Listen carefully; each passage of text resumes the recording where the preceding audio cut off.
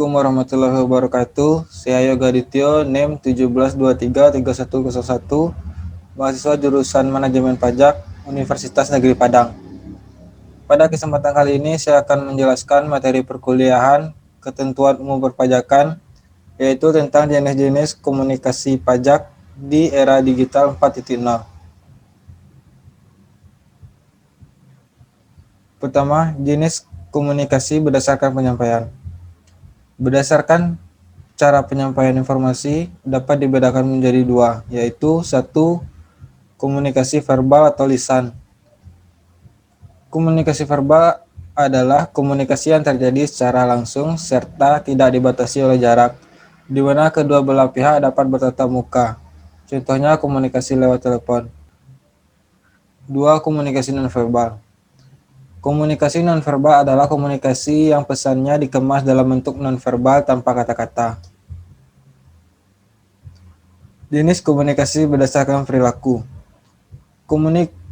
Komunikasi berdasarkan perilaku dapat dibedakan menjadi satu, komunikasi formal, yaitu komunikasi yang terjadi di antara organisasi atau perusahaan yang tata caranya sudah diatur dalam struktur organisasinya.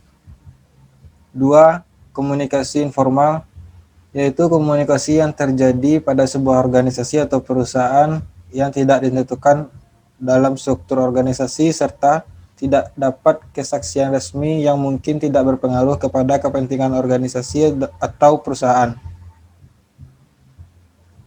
Tiga, komunikasi nonformal, yaitu komunikasi yang terjadi antara komunikasi yang bersifat formal dan informal, yaitu komunikasi yang berhubungan dengan pelaksanaan tugas pekerjaan organisasi atau perusahaan dengan kegiatan yang bersifat pribadi anggota organisasi atau perusahaan tersebut. Jenis komunikasi berdasarkan kelangsungannya. Berdasarkan kelangsungannya, komunikasi dapat dibedakan menjadi satu, komunikasi langsung, yaitu komunikasi yang dilakukan secara langsung tanpa bantuan perantara orang ketiga ataupun media komunikasi yang ada dan tidak dibatasi oleh adanya jarak. Dua, komunikasi tidak langsung, yaitu proses komunikasinya dilaksanakan dengan bantuan pihak ketiga dan bantuan alat-alat media komunikasi. Jenis komunikasi berdasarkan ruang lingkup.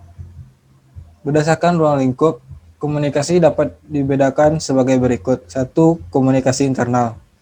Komunikasi internal dapat dibedakan menjadi tiga macam, yaitu A. Komunikasi vertikal yang terjadi di dalam bentuk komunikasi dari pimpinan kepada anggota seperti perintah, teguran, pujian, dan sebagainya.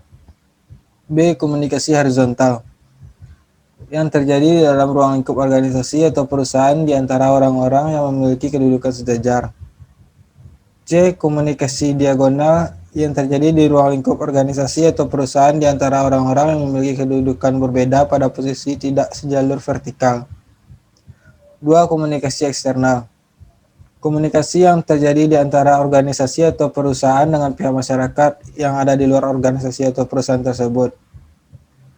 Komunikasi eksternal dimaksudkan untuk memperoleh pengertian, kepercayaan, bantuan, dan kerjasama dengan masyarakat. Komunikasi dengan pihak luar bisa berbentuk A. Eksposisi, pameran, promosi, dan sebagainya. Jenis komunikasi berdasarkan jumlah yang berkomunikasi. Komunikasi berdasarkan jumlah yang berkomunikasi dapat dibedakan menjadi satu, komunikasi perseorangan, yaitu komunikasi yang terjadi dengan cara perseorangan atau individu antara pribadi dengan pribadi mengenai persoalan yang bersifat pribadi juga. Dua, komunikasi kelompok, yaitu komunikasi yang terjadi pada kelompok mengenai persoalan-persoalan yang menyangkut kepentingan kelompok.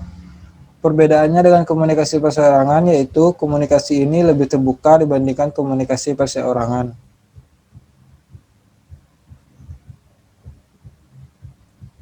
Berikut ini adalah daftar dan sumber referensi yang saya gunakan dalam menjelaskan materi perkuliahan kali ini.